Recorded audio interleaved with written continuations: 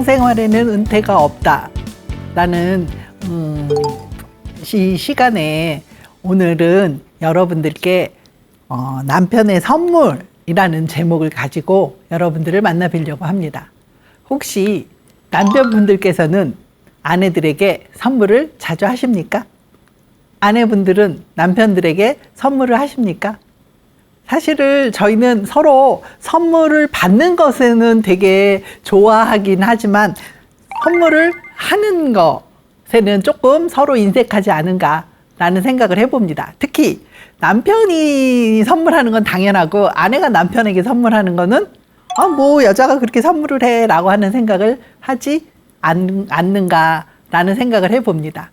오늘 여러분들한테 전해드리고 같이 이야기를 나눠보고 싶은 이야기는 사실은 굉장히 약간 슬프기도 하고 감동적이기도 한 그런 이야기입니다.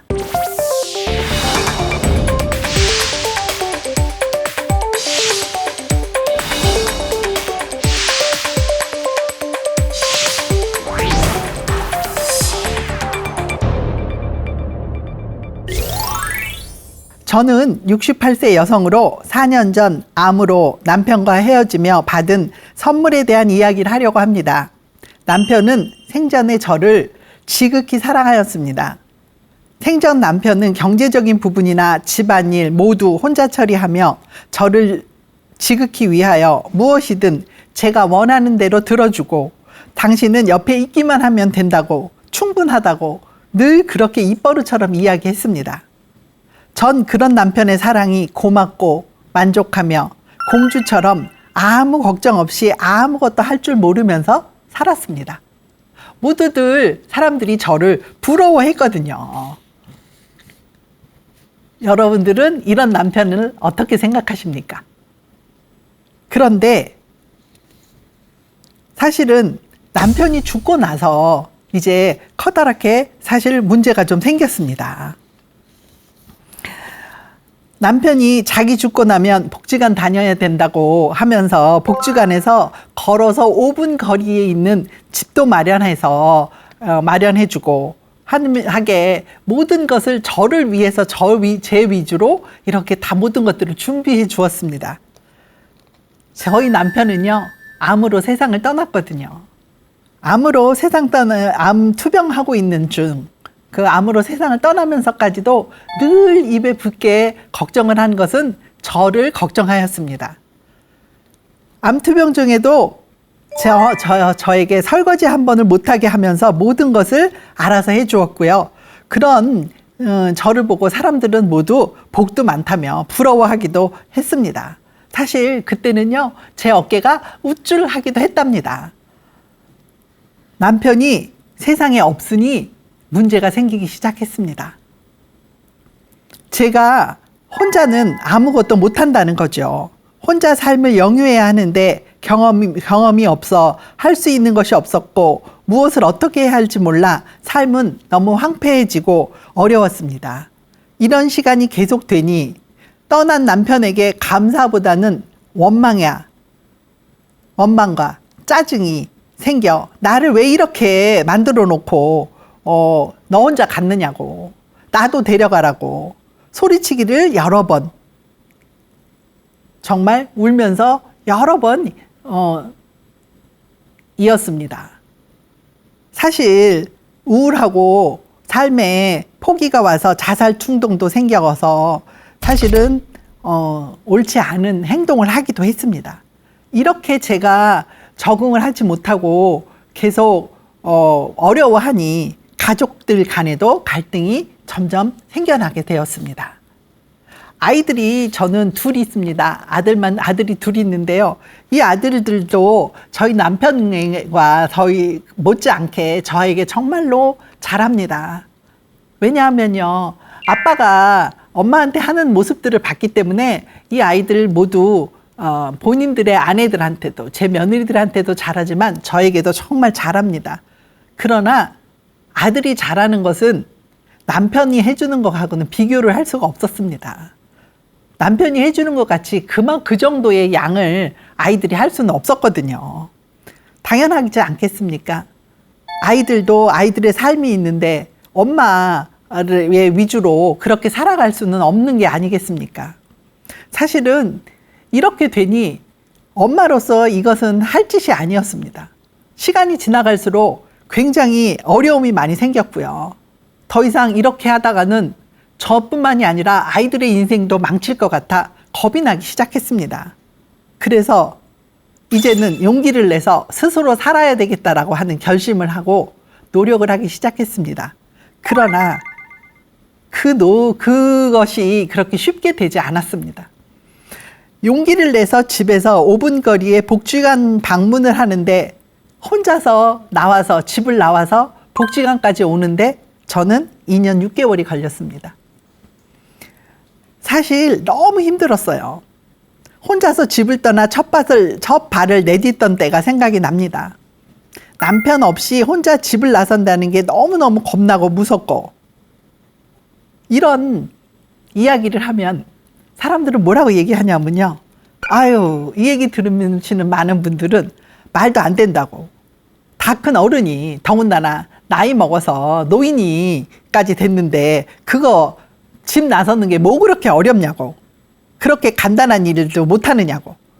이렇게 이야기하시기도 하겠지만 사실 저는 세상의 전부인 남편 없이 혼자 무엇을 한다는 것이 저에게는 큰 용기와 결심이 필요했습니다.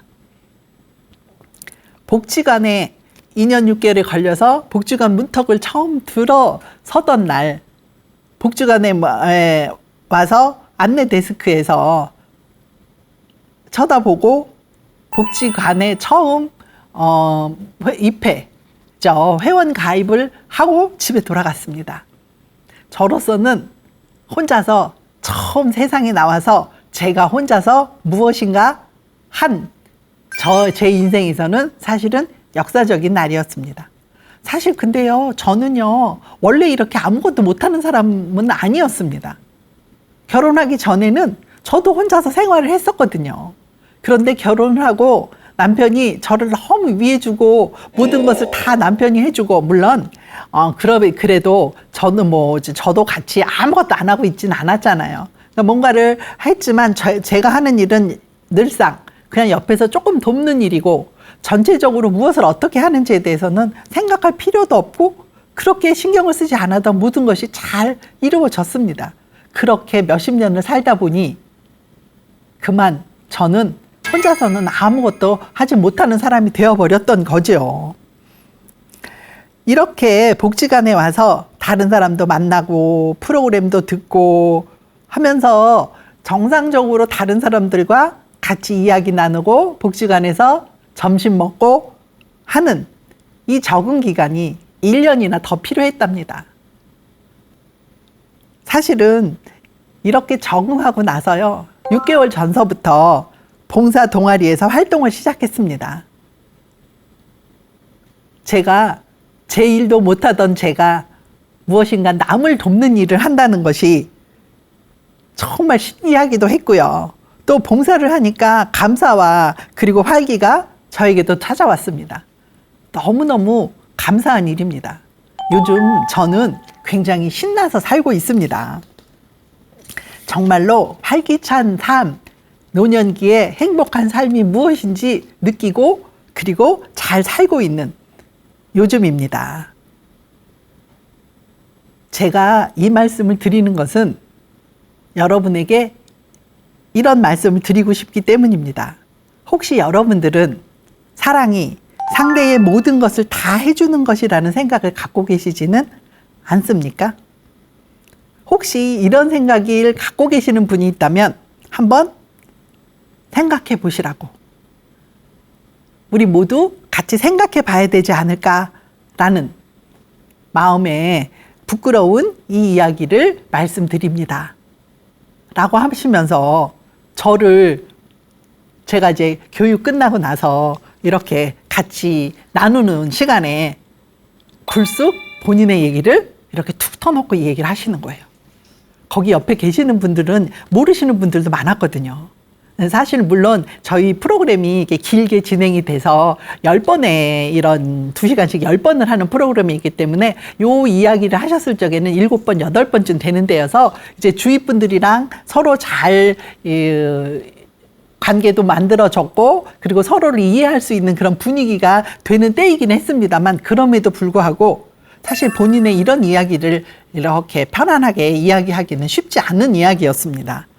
그러면서 하시는 말씀이에요. 남편이 저에게 주고 간 선물은 사랑이었을까요? 하고 저한테 물어보시는 거예요. 선생님은 어떻게 생각하세요? 하시면서. 생각이 되게 저는 많아졌습니다.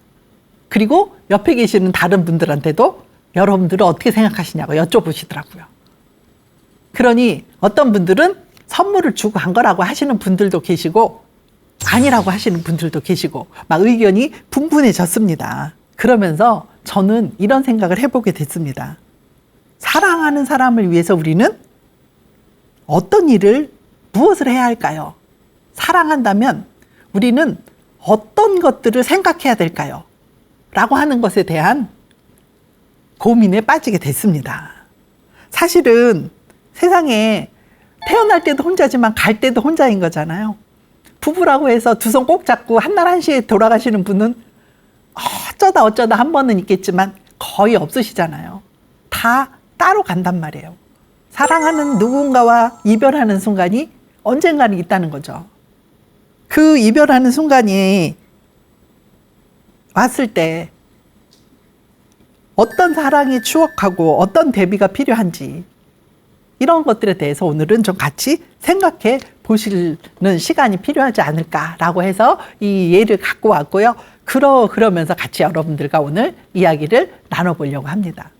사실 부부가 같이 살면서 엄청 여러 가지 이 사건도 많고 추억도 많고 또 뭐 좋은 추억뿐만이 아니라 정말 생각하고 싶지 않은 미운 그런 일들도 많고 그렇지 않습니까? 사실 뭐 부부가 이렇게 같이 살면서 그렇게 간단하게 쉽게 넘어가는 인생은 아니라고 생각을 합니다. 그래서 오늘 여러분들이랑 같이 이야기하고 싶은 거는 남편이 아내한테 지금 이 예에서 말씀드린 이 아내분한테 이 아내분은 68이셨거든요. 그래서 4년 전에 돌아가셔서 본인은 64세였을 때 이제 남편이 돌아가신 거예요. 그래서 이 남편이 아내에게 주고간 선물은 사랑이었을까요? 라고 하는 것들을 한번 생각해 보는 거. 그 다음에 두 번째는요. 사랑하는 사람을 위해서 우리는 도대체 무엇을 해야 될까요? 어떤 것들을 생각해 봐줘야 될까요? 그 다음에 그런 것들을 위해서 어떤 것들을 준비해 주어야 될까요? 라고 하는 이야기를 좀 나눠보고 싶습니다. 그래서 사랑이 과연 나한테, 우리에게 어떤 건가 하는 사랑이 오늘은 여러분들과 같이 이야기하는 주제라 하겠습니다. 자, 여러분들은 어떻게 생각하세요? 남편이 아내에게 주고 간 선물이 사랑이었을까요? 모든 것을 바쳐서 아내가 원하는 것을 다 해준 이 남편은 죽어가면서까지 마지막까지도 죽기 2, 3일까지 몸이 움직이기 힘들 정도인 때도 아내는 가만히 앉혀놓고 본인이 이것을 무엇인가를 다 해서 아내를 이렇게 돌보았다고 합니다. 아내가 본인이 하겠다라고 해도 그렇지 않다고. 이게 너한테 하는 마지막으로 내가 너한테 해주는 것일 거라고 하면서 아내를 위한 모든 것들을 바치고 간 남편이거든요. 굉장히 숭고한 이런 부분도 없지 않아 있습니다. 이게 과연 사랑이었을까요? 여러분들은 어떻게 생각하세요? 저는 뭐 보는 거에 따라 다를 수 있으나 사랑이라고 생각합니다. 사실 근데 이게 바람직한 사랑이었냐라고 하는 부분에서는 조금 우리가 생각해 봐야 되지 않을까 생각합니다. 사랑은 우리가 사랑한다라고 할 적에 보면은요, 보통 내가 생각하는 사랑, 이 지금 사례에 이야기하고 있는 남편도 본인이 사랑이라고 생각하는 방법을 가지고 그 방향에 대해서 본인이 원하는 것을 한 것이잖아요. 그러면 내가 원하는 것을 사랑하는 너한테 주고 싶다라고 하는 이것만이 과연 사랑일까? 나는 하고 싶지만 당신한테 필요하지 않기 때문에, 당신한테는 독이 될 것 같기 때문에 내가 하고 싶은 것을 참는 것은, 그거는 사랑이 아닐까요? 어느 것이 더 올바른, 아니면 진정한 사랑일까라고 하는 것에 대해서 생각해 봅니다. 사실 저도 남편과 이렇게 툭탁툭탁 부부싸움이 되게 잦은 부부 중에 하나입니다. 과연 우리 남편이라고 우리는 보통 얘기하죠. 제 남편이 저를 사랑하는가 잘 못 느낄 때가 많습니다. 저희 남편도 되게 고집스러운 좀 성격을 갖고 있고 상당히 유교적인 관점을 가지고 있는 사람이라 서운할 때도 굉장히 많습니다.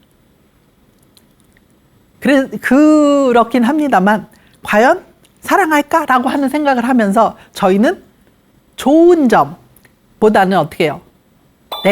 내가 보는 방향에서 불편한 점, 내가 보는 방향에서만 생각하기 굉장히 쉽지 않을까라는 생각을 해봅니다.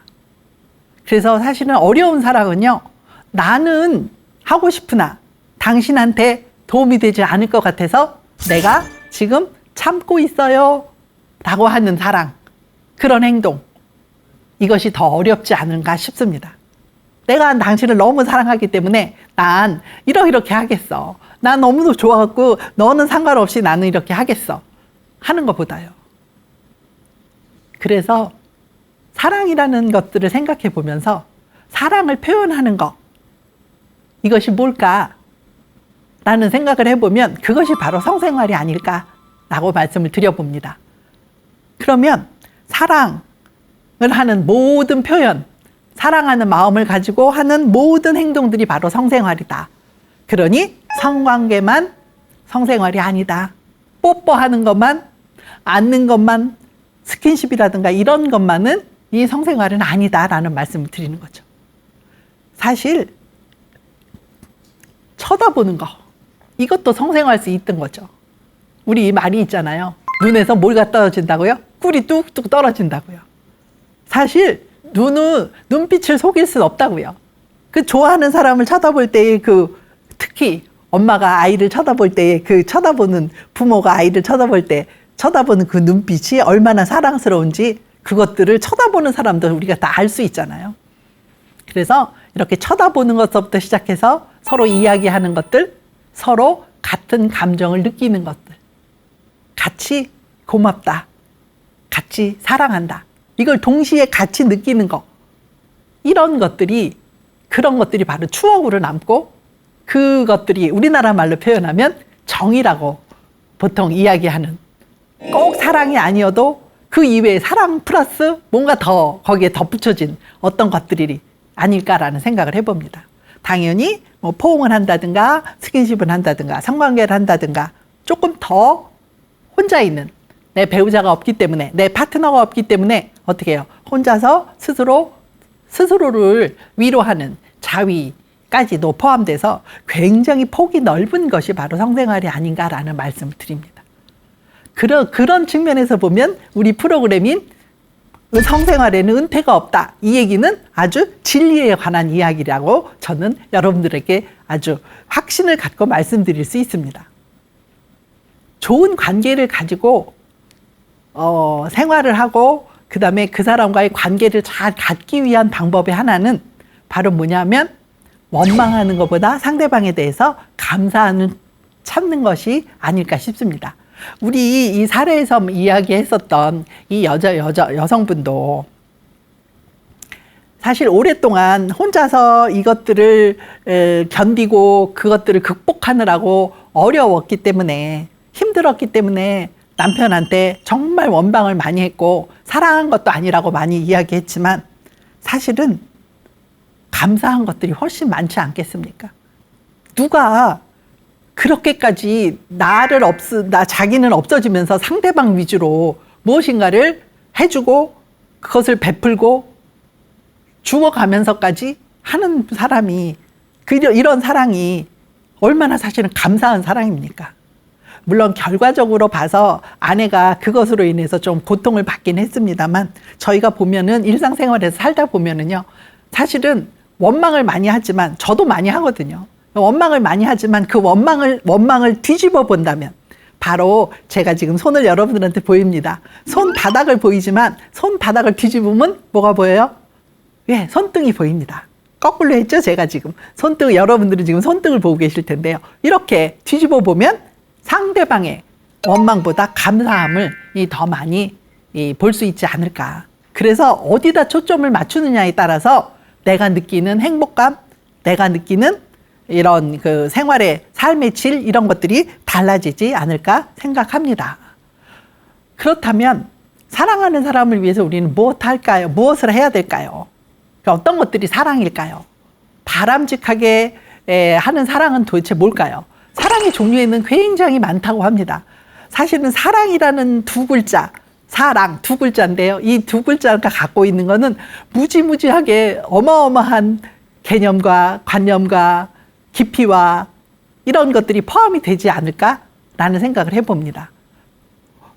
신이 인간을 사랑하는 이런 깊이의 사랑이 있는가 하면, 부모가 자식을 사랑하는 아주 모든 것들을 다 내어주는 이런 사랑이 있는가 하면, 남녀 간에 정말 뜨거운 사랑이 있는가 하면, 이 사랑의 종류도 굉장히 여러 가지 종류가 있고, 그 사랑을 표현하는 것에도 굉장히 여러 가지가 있어서 사랑만 연구하는 분들도 굉장히 많거든요. 그것에 관련된 논문도 엄청 많습니다. 그런 의미에서 과연 우리는 사랑의 어떤 것이 사랑인가라고 느껴야 된다면 뭐가 더 중점이 돼야 되느냐, 아주 쉽게 아주 간단하게 말씀을 드리면, 나는 이 세상에서 참 중요하다라는 거죠. 내가 엄청 중요하지만 어떻게 해요? 상대방도 나만큼 중요하다. 이게 이제 존중이라고 하는 거죠. 그래서 내가 중요한 만큼 너도 중요하기 때문에 뭐 한다?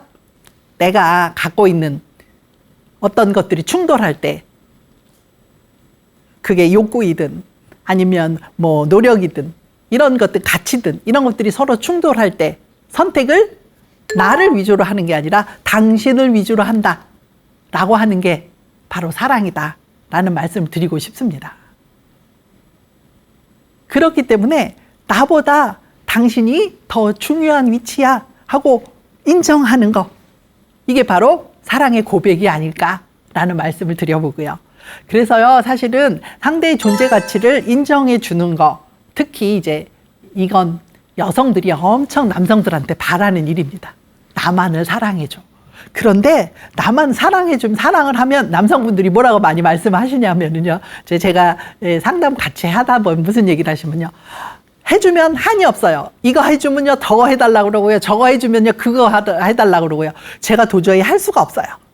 그리고 점점 뭐예요, 나를 자기 옆에 다 이렇게 묶어놔서 아무것도 못하게 해요 라고 하는 말씀을 하시는 분이, 남자분들은 정말 많으시거든요. 왜 그런가 라고 보면은요, 사랑에는 두 가지 특성이 있다라고 합니다. 하나는 사랑하는 사람들은 이 사랑이 영원하기를 기원한다고 합니다. 내 사랑이 영원하기를. 그리고 또 하나는 이 사람 저 사람 사랑하는 게 아니라 누구만 사랑해요? 나만 사랑해 주기를. 배타성이라고 그러죠. 다른 사람은 아니에요. 나한테만 해야 돼요. 이 두 가지가 사실은 굉장히 다른 이야기이기도 하면서 사랑 안에 포함되어 있는 가장 본질적인 이야기입니다. 그러니까 부부가 됐어. 그래서 부부가 같이 살면서 결혼식 날 하는 얘기가 뭐예요? 흰 머리가 검은 머리가 팥불이 되도록 같이 살자. 네, 죽을 때도 손 붙잡고 같이 죽었으면 좋겠다. 뭐 이런 얘기들을 하면서 늘상 이렇게 영원하기를 바라고요. 상대방이 가장 상처를 많이 받는 것이 나 이외에 다른 사람을 사랑할 때, 우리는 이것을 바람이라는 표현으로 많이 하죠. 특히 배우자일 경우에는 배우자가 이렇게 다른 사람을 사랑하는 이런 상황이 올 때 아주 엄청난 상처를 입게 되죠. 그래서 이렇게 상처를 주지 않고 하는 거, 이것이 바로 사랑의 근본적인 것이 아닌가라는 생각을 해봅니다. 그래서 만약에 이것을 이해한다면 이것에 기반을 해서 상대방한테 어떻게 내가 행동해야 될지 우리가 생각해 볼 수 있지 않겠습니까? 사랑하는 사람을 위해서 나는 무슨 일을, 어떤 역할을 해줘야 될까요? 여러분, 이 얘기는요, 사실은 커플들 간에, 배우자들 간의 이야기도 되지만 부모 자식 간의 이야기도 됩니다. 사실 나이가 들어서 노년기에 오면서 아이들하고 관계가 좋지 않으신 분들도 굉장히 많습니다. 잘 사랑하는 방법을 잘 몰라서 그런 경우 되게 많이 있는 걸 봅니다. 그러면 이럴 때는요, 아이들뿐만이 아니라 노년기를 보내고 있는 나도 굉장히 행복하지 않습니다. 그럼 뭐 때문에 자꾸 갈등이 생기고 문제가 생기냐 그러면, 아이들이 내가 하고 싶은 대로 내 말을 이렇게 듣기를 바라시는 분들이 굉장히 많으시더라고요. 사랑은 근데 떠나 보내는 거입니다. 상대가 성장하도록 돕는 거, 상대가 독립적으로 살아갈 수 있도록 돕는 것이 바로 사랑하는 사람이 해야 될 역할이 아닐까 싶습니다. 그래서 아이들한테도 어떻게 해요? 스스로 독립할 수 있도록 부모님들인 우리들은 어떻게 해야 될까요? 놔주고 떨어져서 혼자 해볼 수 있는 기회를 제공하고 하는 것이 필요하고, 그러면서 아이들은 또 더 나은, 더 높이 성장할 수 있지 않을까라는 생각을 해봅니다. 그러면 도대체 언제까지 이렇게 같이 사느냐? 사실은 언젠가는 다 이별을 하게 되어 있습니다. 그러면 언젠가 이별을 할 때, 물론 이 이별이 사별일 수도 있고요, 이혼일 수도 있습니다. 황혼, 이혼 요즘 엄청나게 많습니다. 젊은 사람들이 이혼하는 것보다 황혼, 이혼이 훨씬, 황혼, 이혼이라고 하면요, 결혼 생활을 20년 이상 한 부부가 이혼할 때, 황혼, 이혼이라고 할 때, 이제 이렇게 통계를 잡을 때 그렇게 합니다. 그런데 이럴 때 도대체 우리는 어떻게 해야 되지? 또 서로를 위해서 황혼이혼 하면서 좋게 헤어지는, 이혼을 하면서, 황혼이혼이 아니어도 마찬가지예요. 이혼을 하면서 좋았던, 그렇게 사랑했었던 사람들이 서로 헤어지면서 좋게 이별하는 경우 굉장히 드뭅니다. 왜 안 될까요? 한때는 정말 세상이 없어질 것 같이, 세상에서 우리만 있는 것처럼 그렇게 사랑하던 우리가 헤어질 때는 서로를 위해서, 행복을 위해서 빌어주는 그런 이별을 하는 경우가 거의 없고요. 거의 뭐가 됩니까? 두 번 다시 얼굴을 보지 않을 정도로 서로에게 상처를 주고, 그리고 서로를 미워하고 그렇게 헤어지거든요. 심지어는 아주 심한 경우에는 이혼하고 나서 또 이혼하기 전처럼 내가 갖고 있는 소유물처럼 이렇게 하려고 하다가 그것이 안 되면 살인이라고 하는, 아니면 폭력이라고 하는 것들을 아주 꺼리낌 없이 행사하는 경우도 많이 우리는 볼 수 있습니다. 그렇다면 왜 우리는 이렇게 이별을 잘 못할까요? 그래서 이별을 하는데 서로를 위해서 도대체 이별할 때 우리는 어떤 것들을 하는 것들이 필요할까요? 라고 하는 이야기를 좀 해보려고 합니다. 우리가 언젠가 이별할 것을 대비해서 오늘을 너무나 멋지게 살아가는 것이 아니겠습니까? 그래서 사랑의 추억을 많이 남기는 방법. 두 번째는 생활에 필요한 능력을 좀 익혀보는 방법이 필요합니다. 우리가 살아가면서 늘상 이렇게 일을 나눠서 했잖아요. 아내하고 남편은 하는 일이 똑같지 않습니다. 요즘 젊은 사람들은 서로 다 같이 한다고 하지만 저희 지금 노년기에 있는 여러분들, 저만 해도 남자가 하는 일 따로 있었고 여자가 하는 일 따로 있고요. 그리고 때로는 그런 것 때문에 또 많이 갈등이 생기고요. 그다음에 또 뭔가 금전적인 것으로 이렇게 준비도 필요하기도 하고요. 그다음에 내가 마지막으로 이별할 때 어떤 준비를 해야 되는가라고 하는 거, 이렇게 네 가지를 좀 대해서 이야기해 보려고 합니다. 우선 첫 번째로 사랑의 추억 남기기라는 제목. 지금 사랑하는 사람을 위해서 나는 무엇을 지금 남겨야 될까요? 내가 갈 때는, 내가 이 세상을 떠날 때는 이 세상에 무엇을 남기고 갈까요? 가죽을 남기고, 호랑이는 가죽을 남기고, 인간은 명예를 남기고, 뭐 이런 얘기도 있습니다만, 여러분들은 무엇을 남기고 가시는 것 같습니까? 여러분들이 70년, 80년을 사셨는데 무엇이 남아 있습니까? 해놓으신 업적은 무엇인지요? 엄청나게 멋진 사랑을 하셨는지요? 사실 우리 나이대에 있는, 연령대에 있는 사람들 그렇게 뭐 추억 남기고요, 좋은 거 갖고요, 뭐 할 여지가 없었습니다. 솔직히 먹고 사느라고 굉장히 힘들지 않으셨습니까? 먹고 살고 아이들 키우고, 그리고 조금이지만, 정말 조금이지만 조금인 재산이라고 하는 자산을 좀 늘리고 하느라고 행복, 추억, 사랑 이런 거, 그런 배부른 소리 하지 말라고 하시면서 사시지는 않으셨는지요? 다 비슷할 겁니다. 그리고 지금 이 나이가 되어 보니 내가 60년, 70년, 80년 살았는데 해놓은 게 없네. 나는 뭐 하고 살았지? 이런 허전함, 공허함 이런 것들도 많이 생깁니다. 그런데 여기에 머물러 있을 게 아니라 지금부터라도 어떻게 해요? 지금 남아있는 미래는 얼마든지 바꿀 수 있는 거거든요. 과거는 바꾸지 못합니다. 과거하고 미래하고 차이는 바꿀 수 있느냐 바꿀 수 없느냐의 차이예요. 사실 생과 사도 마찬가지입니다. 사는, 죽은 거는요 더 이상 바꿀 수 없는 고정된 걸 사라고 얘기하는 거고요.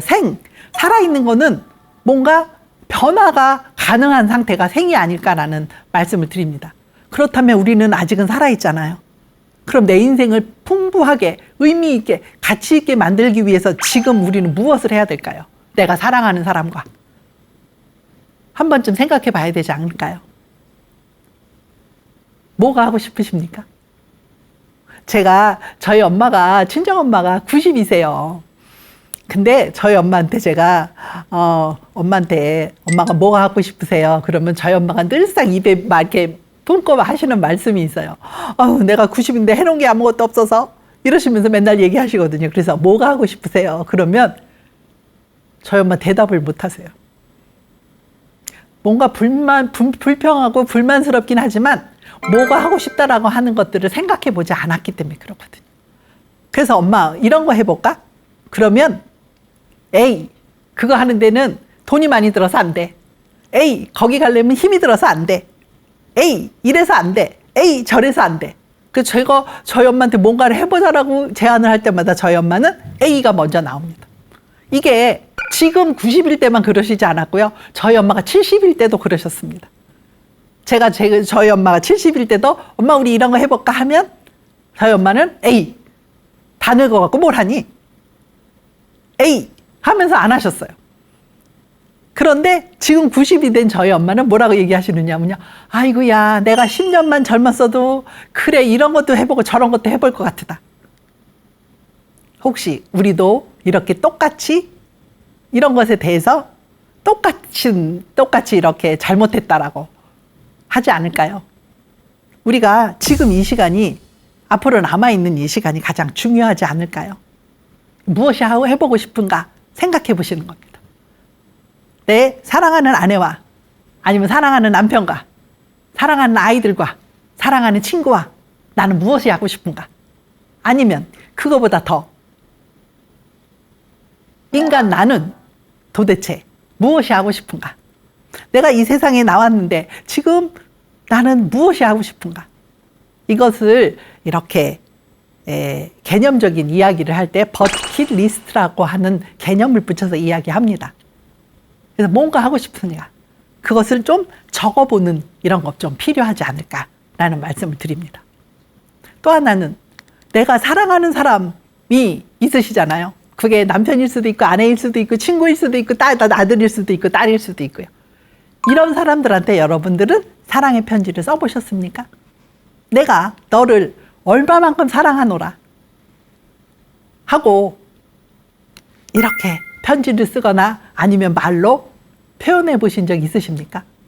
대부분의 지금 이게 연배에 있으신 분들은 그런 거 잘 하기 어렵습니다. 사실 제가 이렇게 여러분들 앞에서 방송으로 이렇게 여러 말씀을 드리고 있지만 저도 쉽지 않더라고요.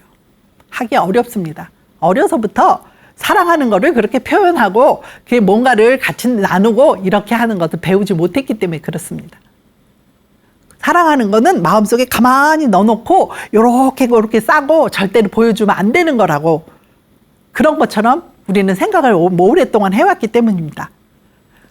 마음속에 꼭꼭 들어앉아 있는 표현이 전혀 되지 않는 사랑, 그거 아무짝에도 쓸모가 없습니다.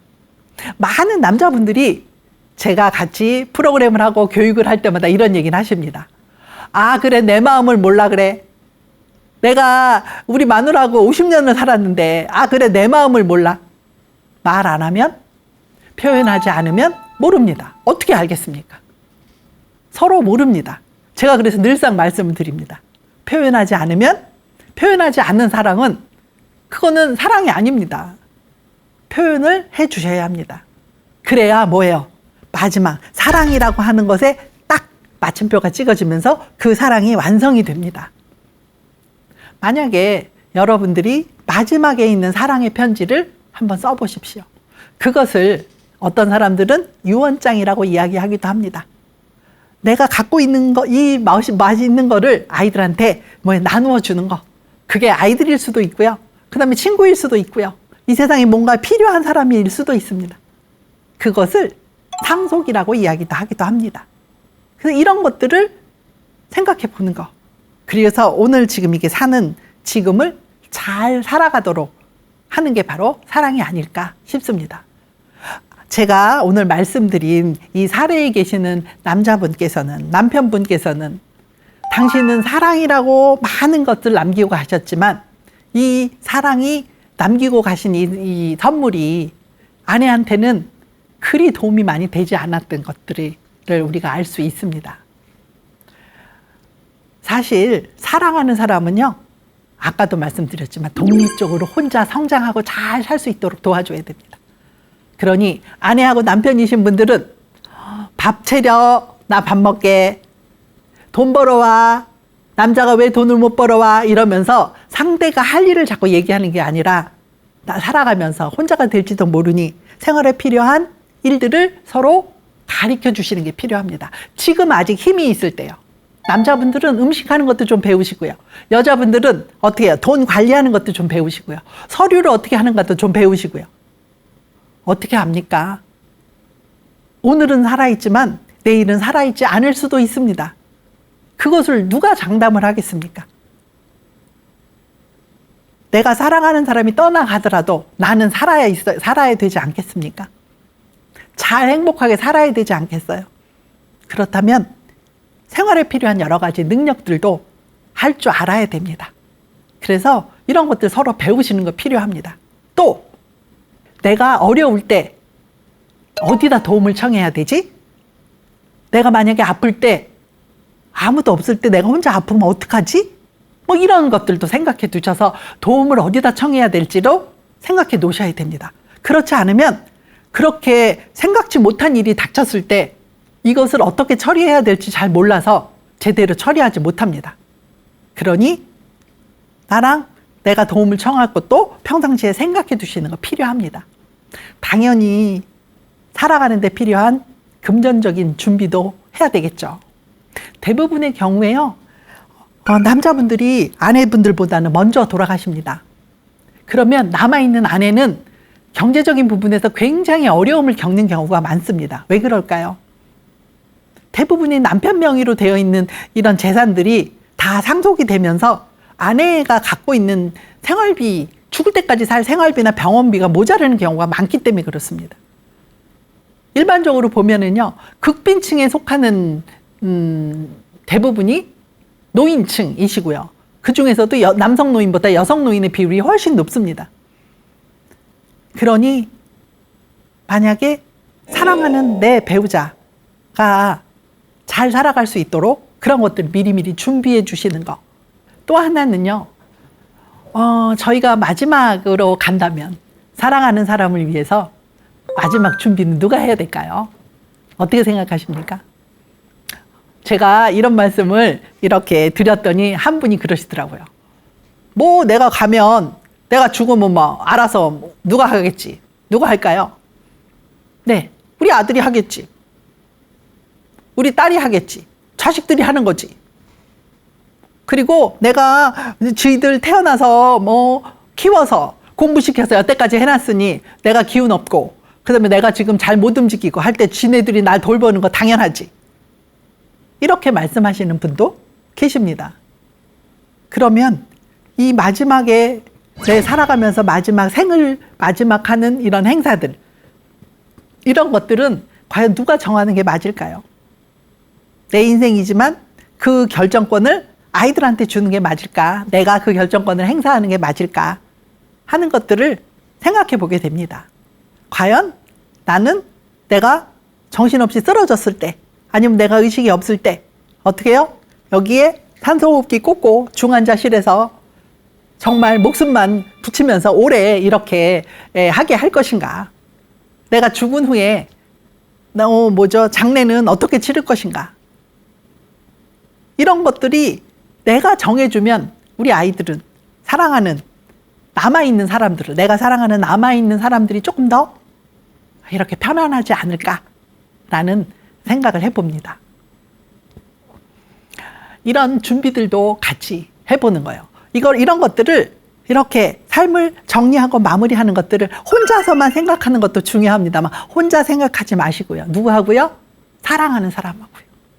만약에 제가 오늘 말씀드린 이 사례에 나온 남편분께서 아내와 이런 것에 대해서 충분히 평상시에 이야기하고 서로 나누고 그랬다면 남편의 선물은 아내한테 조금 더 도움이 되는 선물이 되지 않았을까라는 생각을 많이 해봅니다. 모두가 건강하시고 행복하시기 바라면서 오늘 이 시간을 마치도록 하겠습니다. 감사합니다.